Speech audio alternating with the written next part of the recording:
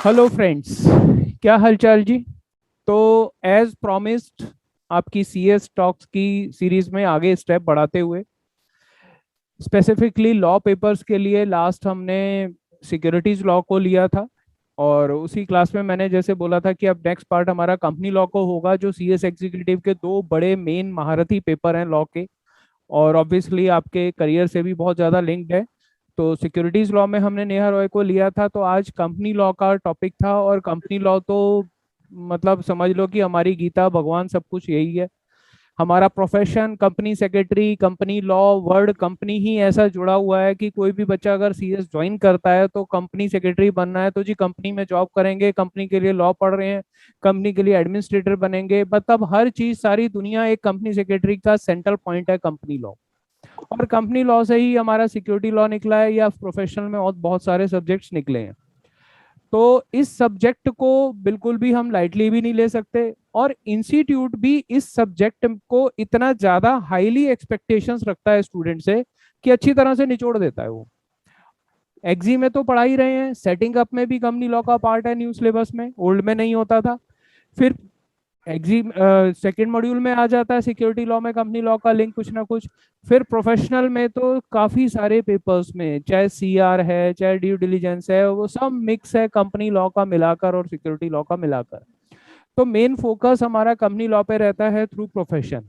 अब जब first group में बच्चे एग्जाम्स देते हैं तो वो ये सोच के चलते हैं कि जैसे अब ईईटी से पास हो रहे हैं या फाउंडेशन से पास हो रहे हैं, हो जाएगा कंपनी लॉ, 11th 12th में पढ़ा था। Company private company public company होती है, बट एक्चुअल नज़ारे तो नजर आते हैं जब हम सीएस इंटर लेवल का जब कंपनी लॉ को पढ़ने बैठते हैं तो। और बहुत कुछ डीप गहराई में जाना पड़ता है, सेक्शंस हैं, प्रोविजंस हैं, साथ में रूल्स की अटैचमेंट है, शेड्यूल है, और काफ़ी केस स्टडीज हैं। तो इसको मैनेज करना अपने आप में एक बहुत ही एक तरह से हाथी है ये सब्जेक्ट, बट इंटरेस्टिंग भी है जब मजा आ जाए तो हमारे साथ आज शिवांगी गांधी हैं। इन्होंने ओल्ड सिलेबस में कंपनी लॉ क्लियर किया था, और जब मेरे पास आई थी तो उससे पहले कंपनी लॉ के 2 अटेम्प्ट एग्जाम्स दे चुकी थी ग्रुप वन के। और ग्रुप वन इनका कंपनी लॉ के कारण ही अटकता था। मतलब पहली बार में तो इनके बहुत कम मार्क्स थे, 24 मार्क्स आए। फिर उसके बाद सेकंड टाइम किया तब भी 30s में ही रहे मार्क्स, 40 टच नहीं कर पा रही थी। तो मतलब एक तरह से स्ट्रेस तो खड़ा हो ही जाता है कि जो हमारा करियर का इंपॉर्टेंट पार्ट है और वही अगर क्लियर नहीं हो रहा, तो इनकी उस टाइम पर काफी उम्मीदें टूटी हुई थी। मुझे याद है कि जब ये मेरे पास आई थी 2018-19 में, फेस टू फेस तब चल रहा था, अब तो ये प्रोफेशनल में पहुंच चुकी हैं। तो जब ये उस टाइम पर आई थी तो इन्होंने यही बोला था कि सर कंपनी लॉ में मैं पढ़ तो सारा रही हूँ, बट समझ ही नहीं आ रहा। मैं मॉड्यूल भी पूरा पढ़ रही हूँ, कोचिंग भी ले चुकी हूँ एक जगह से, सब कुछ तैयारी कर चुकी हूँ, बट मार्क्स नहीं स्कोर हो पा रहे। कोई ऐसी इंग्लिश भी बुरी नहीं थी। तो इन्होंने मेरे पास ज्वाइन किया था उस टाइम। और उसके बाद की जर्नी, तो आज का सेशन में टॉपिक ही यही रहेगा हमारा कि कैसे इन्होंने तैयारी की और सीधा स्कोर 60 पे पहुंचा इनका। जब इनका रिजल्ट आया तो 60 मार्क्स इनके कंपनी लॉ में थे। और आप लोग जानते भी हो कि कंपनी लॉ एक ऐसा सब्जेक्ट है, 60 मार्क्स 1% बच्चों के भी नहीं आते ऑल ओवर इंडिया से। 60 से अबव वाले बच्चे 1% होते हैं जितने अपीयर होते हैं। तो अपने आप में एक बहुत बड़ा ये धमाका है। 60 सीधा, जहां एक बच्चा स्ट्रगल कर रहा हो कि 30s में भी ना पहुंच पा रहा हो और वो सीधा 60 में पहुंचे, तो डेफिनेटली इन्होंने मेहनत खूब की होगी, या इनको ट्रिगर मिला होगा कि कहाँ मैं गलती कर रही हूँ। और हो सकता है आप में से कुछ ऐसे बच्चे हों कि जो पहली बार देना जा रहे हैं, वो कंपनी लॉ से स्ट्रगल कर रहे हो, या एक दो बार दे चुके हैं, स्ट्रगल कर रहे हैं, मार्क्स नहीं आ पा रहे कंपनी लॉ में और सेटिंग अप में नए सिलेबस वाले भी। तो उम्मीद करता हूं कि आज के सेशन से ये पूरा होगा और ये इनकी जर्नी 24 मार्क्स से सीधा सिक्सर मारना, 60 पर पहुंचना ऑब्वियसली अमेजिंग था। और वहां से इनका कॉन्फिडेंस बिल्डअप हुआ, नहीं तो उससे पहले ये बिल्कुल होपलेस थी कि मुझे सीएस नहीं करनी। बड़ा पुश दे दे के इनको डिमोटिवेटेड को एक मोटिवेशन में लेकर आए हम, और इनके एग्जाम्स दिलवाए इन्होंने। और लास्ट डे तक अंडर कॉन्फिडेंस में थी क्योंकि शौक पहले ज्यादा लगे हुए थे, बट मेहनत काम आई, बिलीव काम आया, कोशिश काम आई, और 60 मार्क्स पर सीधा नंबर आए। और उससे ज्यादा भी आ सकते थे, बट एक लेवल से उठकर यहाँ तक पहुंचना भी इसको हम ये मानेंगे कि एक लेसन सबके लिए होना चाहिए कि भाई कोशिश करो, गिरने से, गिरकर गिरे रहना बुरी बात है, गिर के उठना बड़ी बात है। गिरना बड़ी बात नहीं है, गिर के उठना बड़ी बात है। तो हम गिरते तो हैं, फेलियर्स आते हैं, एग्जाम नंबर कम आते हैं, तो हम उसको लेकर ही पड़े रहते हैं, उसको भी बोलते हैं डिमोटिवेशन कि हाई कैसे होगा, हमारे बस का नहीं, अपने ऊपर क्वेश्चंस आ जाते हैं। बट दोबारा उठना और 4 गुना ताकत से उठना, यही जिंदगी का नियम है। अगर हमने इसको अप्लाई कर लिया तो सब कुछ होता जाएगा। देखो, हम कई बार ये कहते हैं कि फिल्म स्टार्स हैं, कई फिल्म स्टार हैं, पहली फिल्म आती है पहली बार में हिट नहीं होती।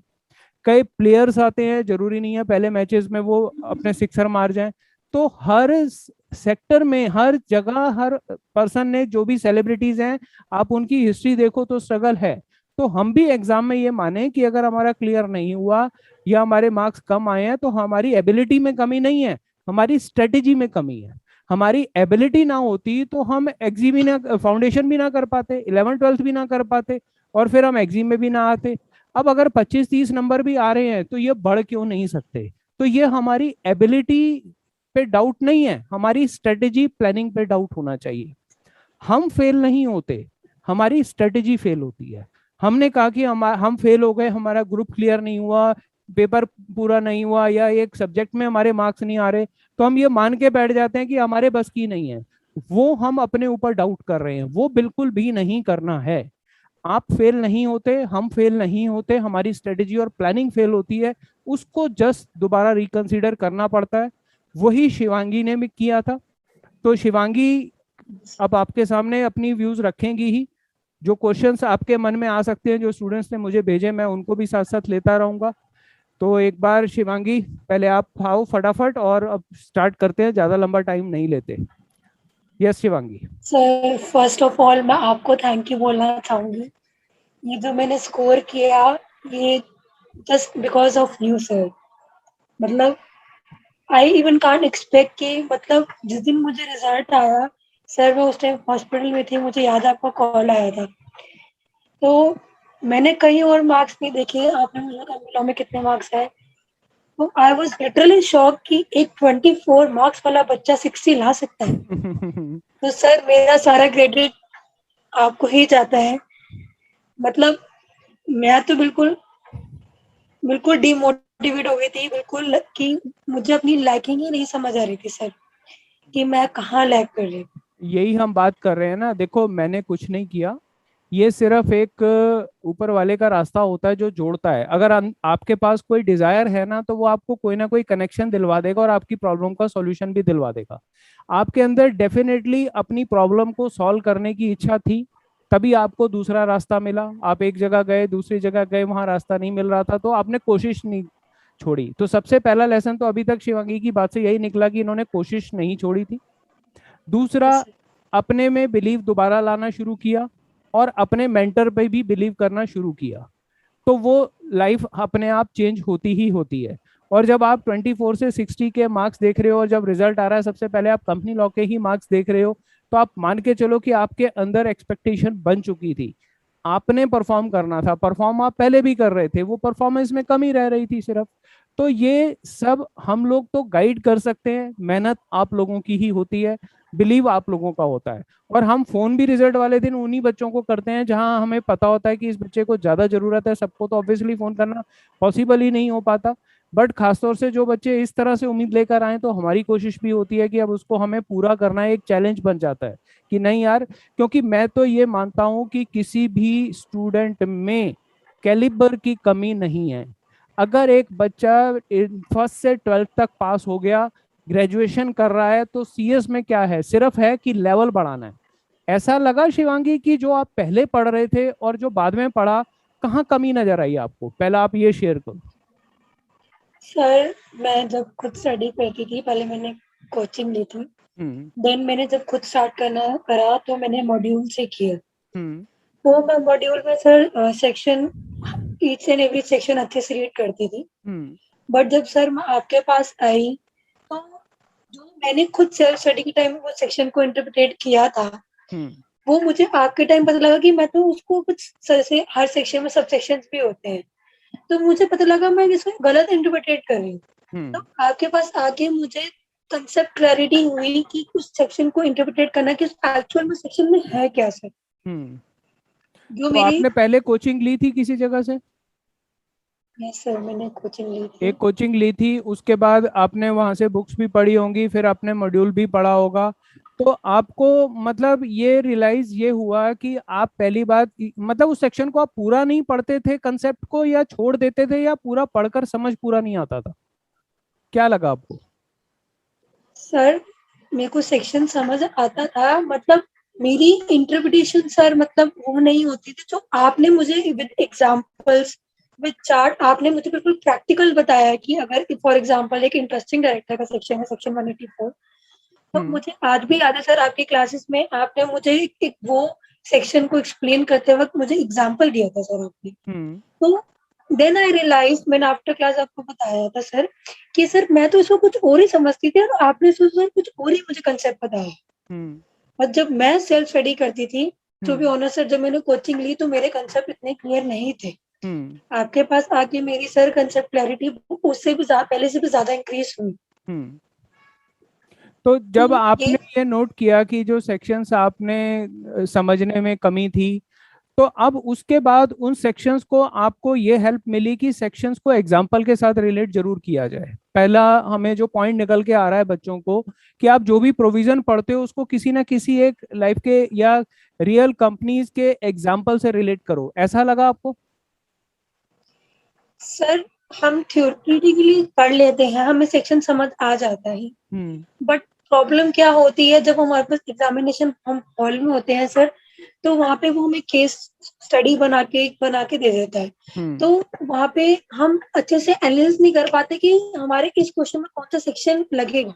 हम्म। तो आपने मुझे क्लासेस में हर पहले तो आपने प्रोफेशन एक्सप्लेन करे, जब भी आप क्लासेस में सर पढ़ाते थे, मुझे आज भी याद है वो टाइम 2019 में जब मैं आपके पास हम्म। आई थी सर। हम्म। तो आप हमेशा पहले सेक्शन एक्सप्लेन करते थे, उसके बाद आप बच्चों से पूछते थे कोई डाउट है, हम्म। और फिर आप हमेशा कोई कभी कभार सर आप कोई प्रैक्टिकल एग्जांपल भी दे देते थे, कभी कभार आप कोई एग्जांपल क्रिएट करके भी बता देते कि देखो अगर ऐसा है तो ऐसा होगा। तो हम्म। उससे मेरा सेक्शन को समझने का तरीका, कंसेप्ट मेरा बहुत ज्यादा क्लियर हो गया, जो आज मैं पहले सेल्फ स्टडी करती थी सर। हम्म। तो आप उससे अपने अगर मैं नोट्स कंपेयर करूँ, बनाते थे पहले, या बाद में ही बनाने शुरू किए? Sir to be honest notes मुझे आपकी क्लासेस से बनाने की हैबिट हुई है। आप क्लास में नोट्स बनाते थे सर, आपने बहुत शॉर्ट नोट्स बनवाए, और आपने ही हर चैप्टर की ईच एंड एवरी सेक्शन के सर आपने नोट्स बनवाए थे। मैंने कभी भी अपने सेल्फ स्टडी के टाइम में नोट्स नहीं बनाए। मतलब अब तो देखो, ये दो हैबिट तरह मेरी, से बात होती है कि एक तो होता है कि हम बुक पढ़ रहे हैं, बुक से समझ रहे हैं, और माइंड में रिकेन करते, रिपीट मतलब अपना स्टोर करते जा रहे हैं या बुक में लिखते जा रहे हैं। एक हुआ कि हमने पढ़ा, हम जो भी बुक रेफर कर रहे हैं, चाहे वो बेर एक्ट है, चाहे मॉड्यूल है, चाहे हमारी बुक है, सब में लीगल लैंग्वेज है। उसको आपने अपनी क्लास, अब हमने अपनी क्लास में अपनी लैंग्वेज में उसको कन्वर्ट किया। तो आप उसकी पूरी नोटिंग करते थे, उसके बाद घर जाके क्या उसके भी कुछ और शॉर्ट नोट करते थे, या वो सफिशिएंट रहते थे? कैसे पढ़ते थे फिर उसके बाद, कि क्लास में आए, क्लास में सेक्शन समझ आ गया, नोट कर लिया, उसके बाद फिर कैसे रिटेन करने के लिए करते थे, वो बताओ बच्चों को। सर आपके सेक्शन सफिशिएंट थे सर, जो आप हमें नोट्स पढ़ाते थे वो सफिशिएंट थे। पर सर मैं टू बी ऑनेस्ट, जो मुझे मैंने आपसे क्लास में पूछा भी था, मैं आपकी जो बुक्स थी सर, मुझे आपकी बुक्स भी बहुत अच्छी लगती थी, बहुत सिंप्लीफाइड लैंग्वेज में, और आपने ईच एंड एवरी सेक्शन बहुत अच्छे से कवर कर रखा था।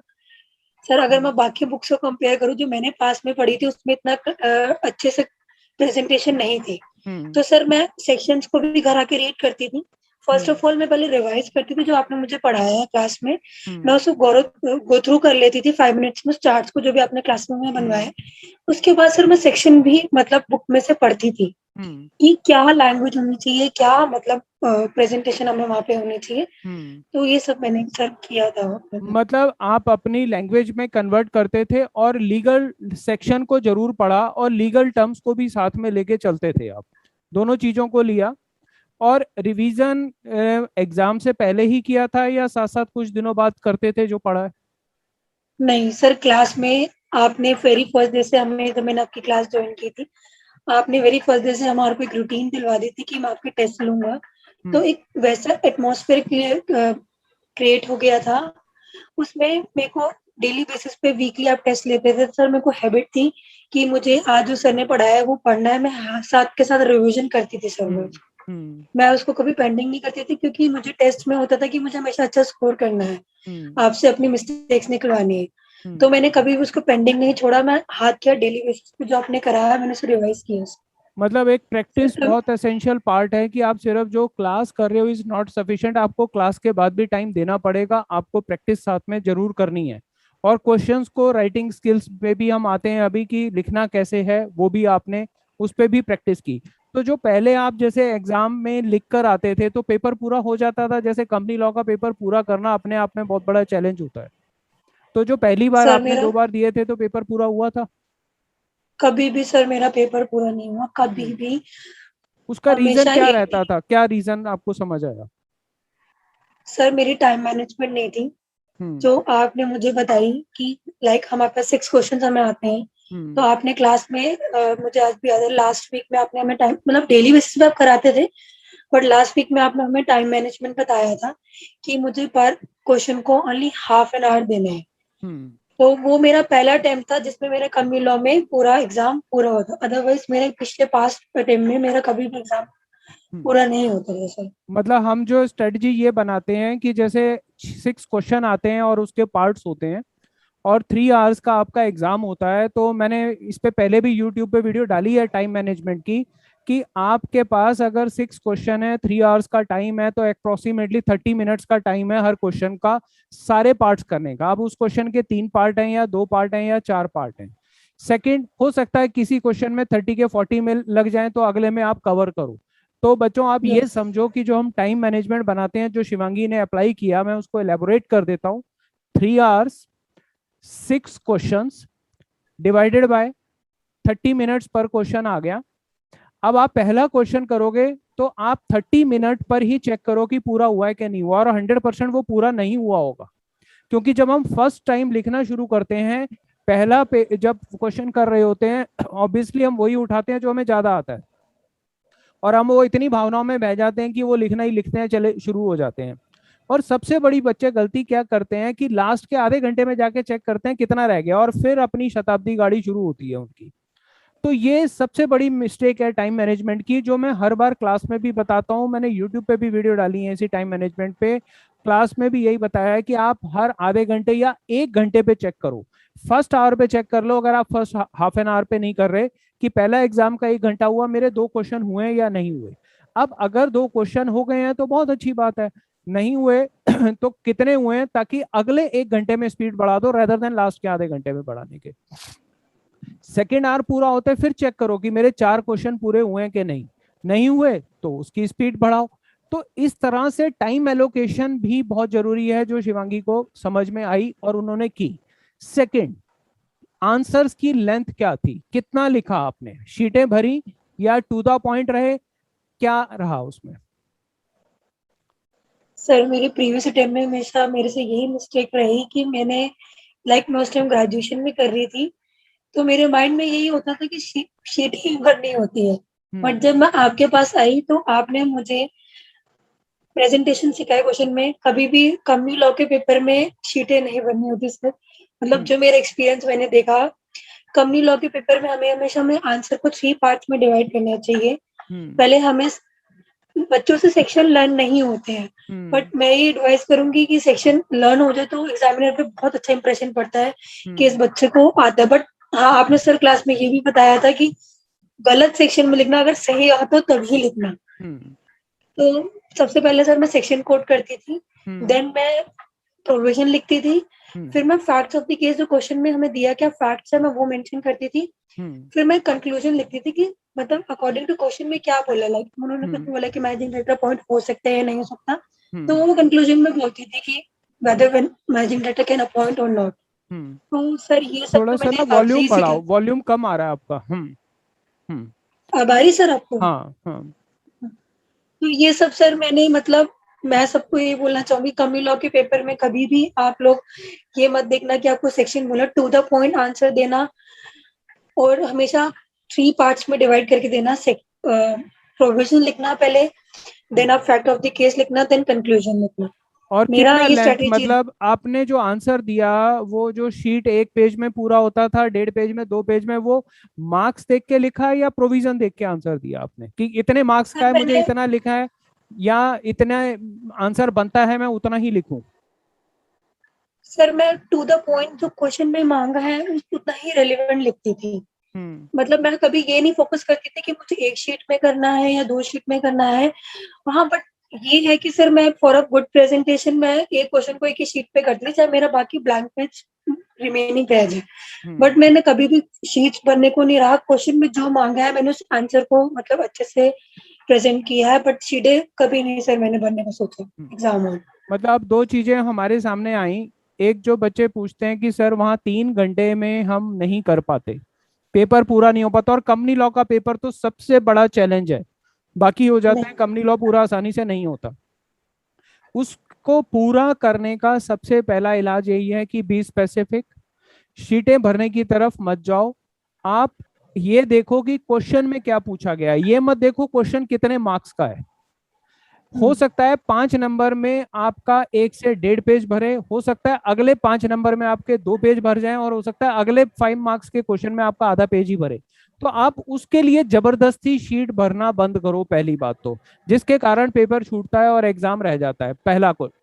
दूसरा, प्रेजेंटेशन। प्रेजेंटेशन जैसे आप जहां से भी पढ़ रहे हो सभी टीचर्स आपको बताते होंगे, हमने भी शिवांगी को ये बताया कि अगर केस स्टडी आती है तो पहले आप अपना प्रोविजन कोट करो, फिर उस फैक्ट ऑफ द केस लिखो जो दिया एग्जाम में, और लास्ट में कंक्लूजन लिखो। यस नो जरूर करके लाओ। और बच्चे क्या करते हैं, कई बार शुरू में ही शीट में लिख देते हैं यस दिस इज रॉन्ग या दिस इज राइट। ये नहीं लिखना, पहले आप प्रोविजन से स्टार्ट करो, फिर आप अपने फैक्ट पर आओ और कंक्लूजन दो। ये भी कॉमन बात है। अब मेरे ख्याल से जिस बच्चे ने एक बार पेपर दे लिया उसको तो पता चल जाती है, जो पहली बार दे रहा है मे बी उसको नहीं पता, या उसने इतना सीरियसली नहीं लिया, उनके टीचर्स ने उनको बताया हो तो।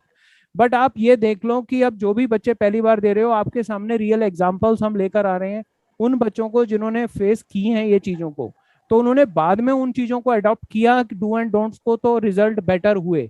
तो आ गई ना बात की स्ट्रेटेजी ठीक करनी है। जैसे शिवांगी ने कहा कि पहले शीटें भरती थी, पेपर पूरा नहीं होता था, मतलब नॉलेज थी तो नॉलेज बेकार हो जाती थी, या नॉलेज थी तो कंसेप्ट क्लैरिटी नहीं थी। तो शिवांगी में तो कमी नहीं थी ना, सिर्फ कमी क्या थी, उनकी प्लानिंग और एग्जीक्यूशन में, स्ट्रेटेजी में। तो वो उन्होंने जब चेंज की कि मुझे 3 घंटे में पेपर पूरा करना है, पहले आधे घंटे से ही चेक करना है मेरी स्पीड क्या चल रही है, मेरे को आंसर मार्क्स देखकर नहीं देखना, मैंने क्वेश्चन में जो पूछा गया है वो देना है। जैसे फॉर एग्जाम्पल, अगर प्राइवेट लिमिटेड कंपनी का क्वेश्चन आ जाए, जैसे सेटिंग अप में इस बार क्वेश्चन आया कि 200 मेंबर्स में एम्प्लॉय इंक्लूड नहीं होते, एग्जाम में दे दिया गया कि 200, इस कंपनी में 205 टोटल मेंबर्स हैं जिसमें से 7 एम्प्लॉयज हैं, और आगे कंपनी और नंबर ऑफ एम्प्लॉय बढ़ाना चाहती है, बताओ क्या करे कंपनी, सही है या नहीं। अब एग्जामिनर ने पूछा है नंबर ऑफ मेंबर से, बच्चा क्या गलती करता है मेरे हिसाब से, आई थिंक शिवांगी भी इस बात का जवाब देंगी कि जब ये आंसर लिखती थी तो इस तरह से गलती करती थी कि नहीं। बच्चा पहले तो पूरी प्राइवेट कहानी की, प्राइवेट लिमिटेड की डेफिनेशन लिख देगा, क्योंकि वो डेफिनेशन एक ऐसी है जो हर स्टूडेंट को आती है। वो कोशिश करता है मैं एग्जामिनर को सारी डेफिनेशन लिख दूं, वो पूरी सेक्शन 2 क्लॉज 62 की 68 की डेफिनेशन लिख देगा, ओपीसी है चाहे प्राइवेट है 68 में। अब वो पूरी डेफिनेशन लिख देगा, फिर वो अपने मुद्दे पर आएगा और भर जाएंगी शीटें, और साथ में जा रहा है टाइम। एग्जामिनर ने सीधा लिमिट ऑन मेंबर से रिलेट किया है। तो अगर हम आंसर उस सेक्शन में लिमिट ऑफ मेंबर का प्रोविजन दें, सिर्फ आपको पूरा प्रोविजन देने की जरूरत नहीं है, लिमिट ऑफ मेंबर दो, फैक्ट ऑफ द केस दो, और कंक्लूजन पर आ जाओ अपने। अगर आप पूरा लिखने बैठ जाओगे वहां गड़बड़ होगी ही होगी। जैसे मैंने ये पिछली बार इंटरव्यू में भी यही बोला था कि अगर आपसे किसी ने आपके पापा का नाम पूछा है, आप ग्रैंड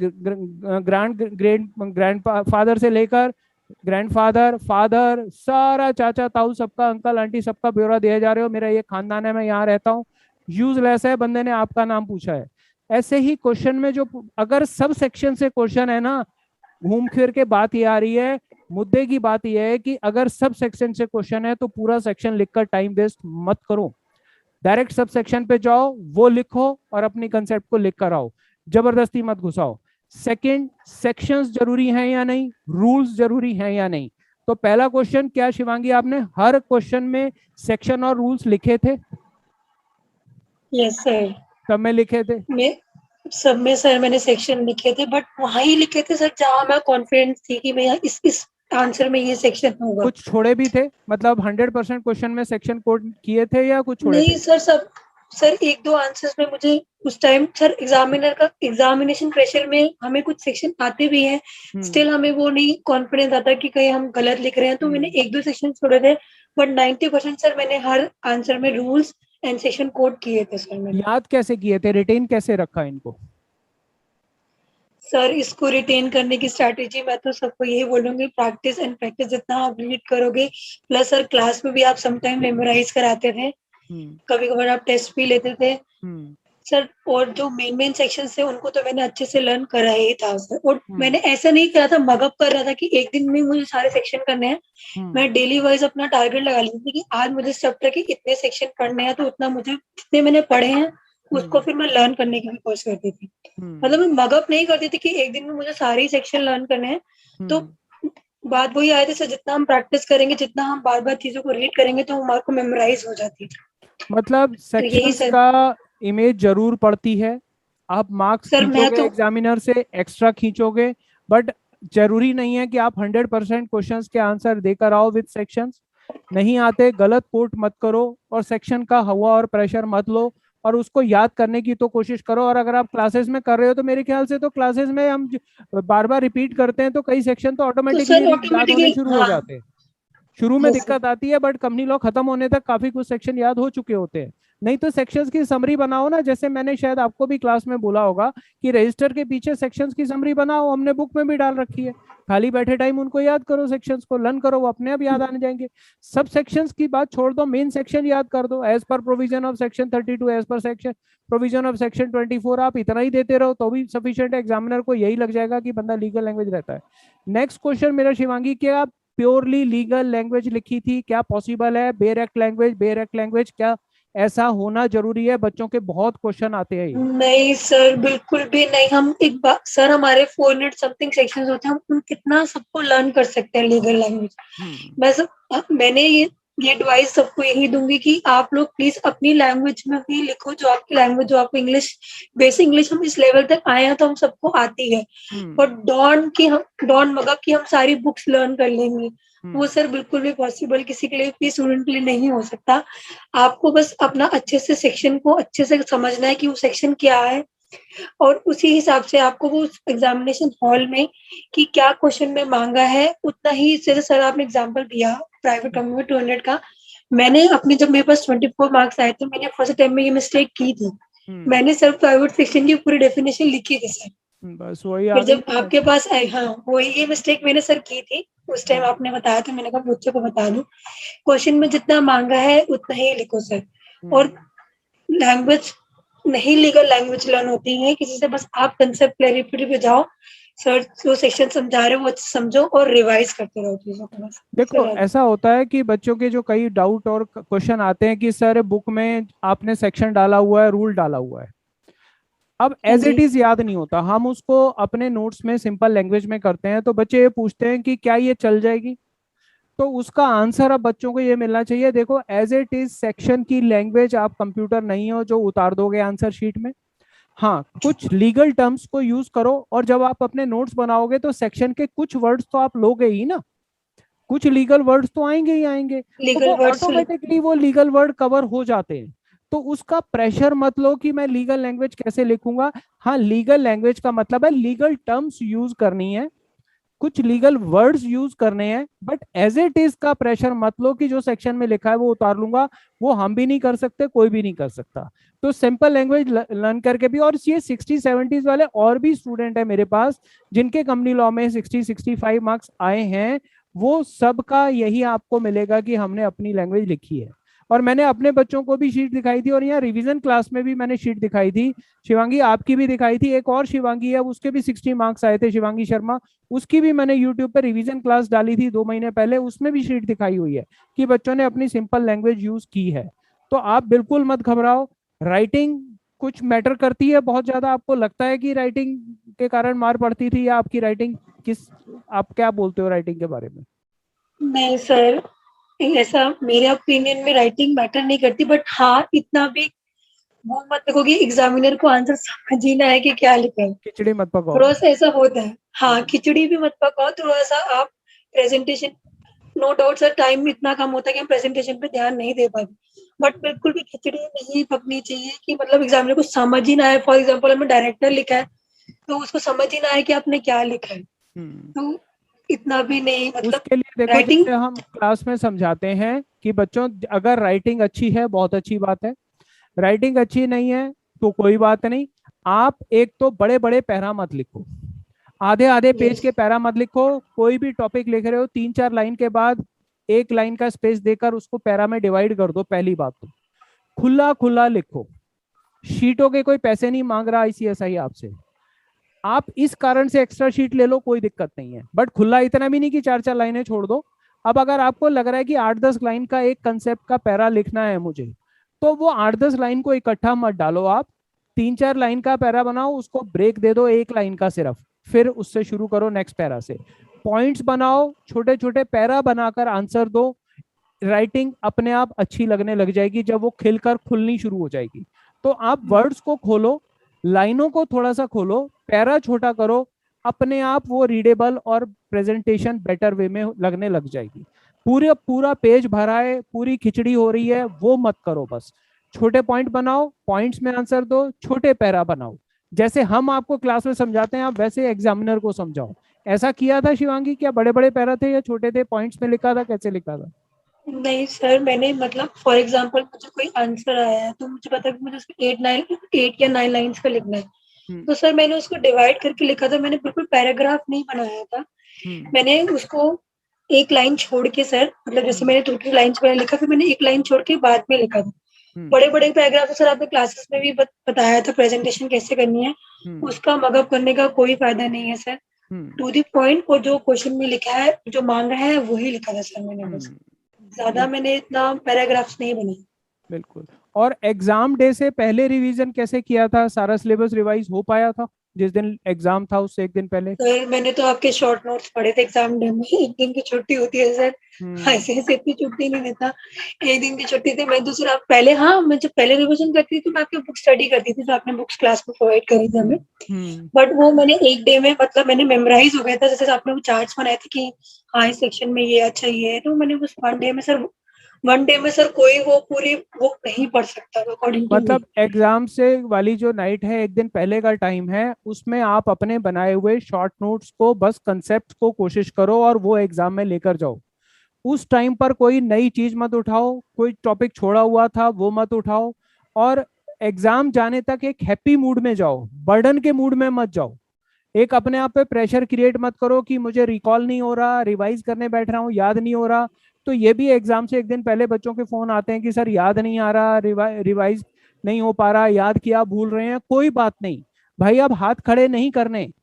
3 घंटे में वहां पर अपने आप याद आ जाएगा, अपने आप को कूल डाउन करो। देखो, एक सोल्जर अगर बॉर्डर पर लड़ने गया है, अगर वो सारी तैयारी सारी प्रैक्टिस के साथ गया है और वहां पर घबरा गया, तो सारा काम खराब हो जाएगा।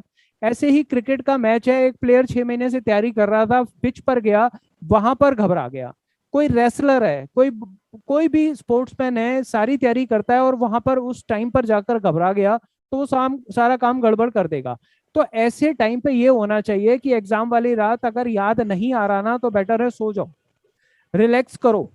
जबरदस्ती फोर्स मत करो, सारी सारी रात जागकर अपना टाइम मत खराब करो, क्योंकि उस टाइम पर आपका एनर्जी लेवल नहीं रह जाएगा। अगर आपने नींद पूरी नहीं ली है तो एग्जाम में आप फ्रेश नहीं होगे, वहां पर याद आया भी भूलना शुरू हो जाता है। तो ये गलती मत करना कि पूरी पूरी रात जागो और जबरदस्ती अपने आप को स्ट्रेस दो कि मुझे रिवाइज करना ही करना है। आपको याद आ जाएगा। आपने 1 महीना, 4 महीने, 6 महीने अगर तैयारी की है, तो इतना कमजोर माइंड नहीं होता कि वो रिकॉल ना करे। वो तभी रिकॉल नहीं कर पाता कि जब आप घबरा जाते हो, जब आप ओवर प्रेशराइज कर देते हो उसको कि तू याद कर, मतलब अपने ऊपर ही डंडा लेके बैठ जाते हो, तुझे याद नहीं आ रहा, तुझे याद नहीं आ रहा, याद कर याद कर। ये काम नहीं करना है। रिलैक्स करो, बी इजी जाओ। कई बार आपने देखा होगा, ऐसे ऐसे पहलवान जीत जाते हैं, स्ट्रांग से कमजोर वाला जीत जाता है सिर्फ ट्रिक से। तो आप ट्रिक्स अपनाओ ना, बजाय प्रेशराइज करने के कि मुझे सारा कंटेंट भी याद हो जाए, सारे सेक्शन भी याद हो जाए और मैं जब चाहूं मुझे याद भी आ जाए। एक ये बड़ी ओवर एक्सपेक्टेंसी बनी हुई है अपने आप से कि जो मैंने पढ़ा है जब चाहूं मुझे वो याद आ जाए। अरे जब चाहूं याद आ जाए उसकी ट्रिक्स हैं। आप उसके शॉर्ट नोट्स खुद बनाओ, अपने हाथ से लिखो, तब याद आएगा। रिवाइज एक दो बार करो, याद आएगा। रिवीजन एग्जाम से पहले कितनी बार किया था कंपनी लॉ का? सर 2-3 टाइम्स तो मैंने रिवाइज किया था, तो बस एक यही बार तो यही सर आप सबसे बड़ी बात है। अब आपने 4 महीने एक बार पूरा सब्जेक्ट पढ़ा, 2 बार रिवाइज कर लिया, अब एग्जाम वाली रात को वो थका हुआ शरीर है, नहीं याद कर पा रहा तो मत करो। वहां 3 घंटे पे छोड़ दो, अपने आप छक्के मारेंगे। पेपर छोड़ना नहीं है। हाँ, एमसीक्यू वाला नेगेटिव मार्किंग है, उसमें सारे टीचर्स आपको बताते होंगे कि जबरदस्ती मत टिक लगाओ, नेगेटिव मार्किंग है, जो कमाया हुआ है वो भी चला जाएगा। बट थ्योरेटिकल सब्जेक्टिव पेपर में जहाँ नेगेटिव मार्किंग नहीं है वहां तो आपको पेपर पूरा करना है।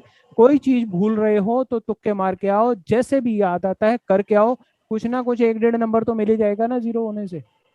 तो ये आपका सारा एक सिनेरियो है। कोई और चीज शिवांगी आप कहना चाहोगे जो स्ट्रेस मैनेजमेंट को लेकर, हालातों को लेकर, घर की परेशानियों को लेकर बैलेंस कैसे किया जाए? सर मैं तो जब आपके पास आई थी मैंने तो बिल्कुल सीएस क्विट करने का सोच लिया था। हम्म। बट मैं सबको एंड में बोलना चाहूंगी, लाइफ में सबके घर में कुछ ना कुछ सिचुएशन, कुछ ना प्रॉब्लम्स आती हैं। हम्म। बट हमें एक सर ने सबकॉन्शियस माइंड वाली बात बताई थी, और एक हम्म। सबको ये बोलूंगी कि पॉजिटिव रहना सीखो। हम्म। लाइफ में पॉजिटिव होना बहुत जरूरी है। मैं जब सर के पास आई थी मैं बिल्कुल नेगेटिव थी कि मैं कुछ कर ही नहीं सकती, मेरे माइंड में था मैं कुछ कर, मैंने सर को आते ही बोला कि सर मेरे इतने इतने अटेम्प्ट हो गए सर, मैं कुछ कर ही नहीं सकती। सर ने बोला तू इतने नंबर तो ला रही है ना, तो और ला सकती है मतलब। पर मैं सबको ये सजेस्ट करना चाहूंगी कि प्लीज अपने अंदर एक पॉजिटिव वाइब्स लाओ, वो लाइफ में बहुत जरूरी है। और जब भी हिम्मत हारो, होता है ऐसा है कि हम समटाइम, जैसे सर ने अभी बोला कि हम हमेशा हम आपसे कुछ चाहते हैं कि जो आंसर हम याद करना चाहे उसी टाइम याद आ जाए। हम्म। हम ह्यूमन बीइंग है सर, हमें उस टाइम वो चीज नहीं याद आ सकती है। हम्म। तो आप ये परेशान मत हो कि मैं अभी याद करना चाह रहा हूँ, मुझे अभी क्यों नहीं याद आ रहा। टाइम लगता है चीजों को, पर चीजों को बैलेंस करना सीखो। घर में भी प्रॉब्लम्स होती हैं, आप स्टडीज और उनको बैलेंस करना सीखो। और एग्जामिनेशन हॉल में जाने से प्रेशर को बैलेंस करना सीखो। अगर आपने जितना पढ़ा है उतना ही सोचो ये, और दूसरों बच्चों से बात मत करो। मेरे साथ हमेशा ये होता था कि मुझे लोग डिमोटिवेट कर देते थे। सर ने मुझे इसी समझाया था कि पेपर देखिए, चुपचाप अपने घर आ जाइयो, किसी से बात मत करियो। मेरे को याद है मैंने सर से एग्जाम से एक दिन पहले सर को फोन पे किया था, सर मुझे बहुत डर लग रहा है सर। सर ने बोला कि जितना पढ़ा है उतने में कॉन्फिडेंस है सर। हम्म। तो अपने पे कॉन्फिडेंस रखो। एंड में मैं यही बोलना चाहूंगी, बस हार्ड वर्क करो और रिविजन करते रहो।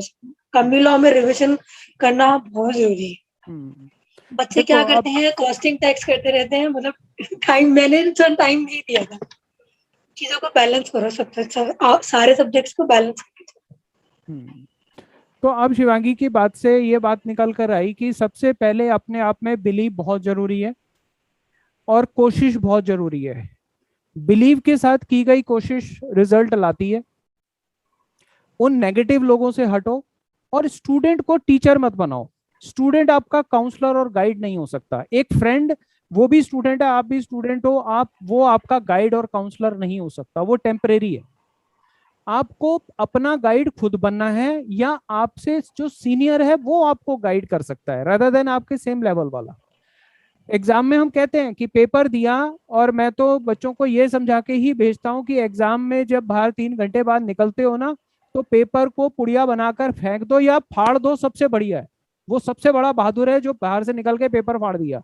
क्योंकि पेपर होगा तो नंबर लगाओगे, चेक करोगे, वहां गड़बड़ हुई अगला पेपर खराब करोगे।